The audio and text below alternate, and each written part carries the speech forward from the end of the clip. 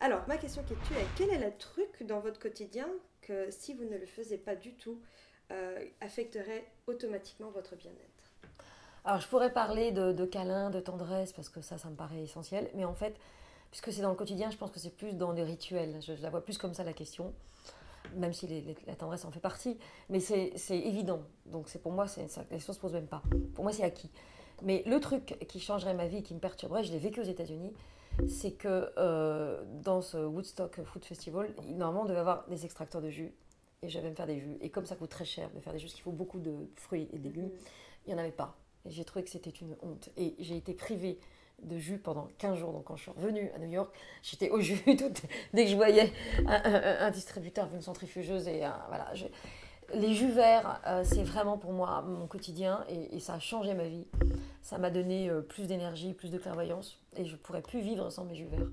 Et ma cuisine, je passe mon temps à laver parce que c'est vraiment ça fout le bordel. Parce que j'ai évidemment pas de centrifugeuse, parce que ça chauffe trop.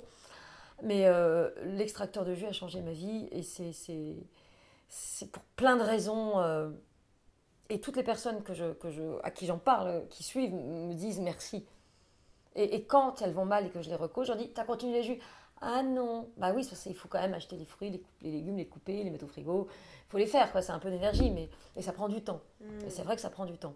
Il ne faut pas trop les faire à l'avance parce qu'après ça perd. C'est maximum 24 heures avec un peu de citron. Mais on peut les faire le matin pour la journée, les soirs pour le lendemain matin. On peut quand même s'organiser et c'est vrai que ça prend du temps. Surtout que quand on en... Mais déjà commencer par un jus d'orange bio le matin qu'on fait soi-même ou un jus de grenade orange, moi je mélange. Mais carottes, pommes, céleri, c'est excellent.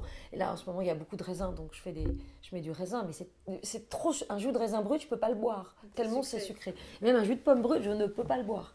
Je suis obligée de mélanger avec de la carotte, du céleri, du fenouil, tellement c'est fort, quoi. Enfin, moi, je suis plutôt dominante de jus vert. Donc voilà, je ne pourrais plus me passer de mes jus.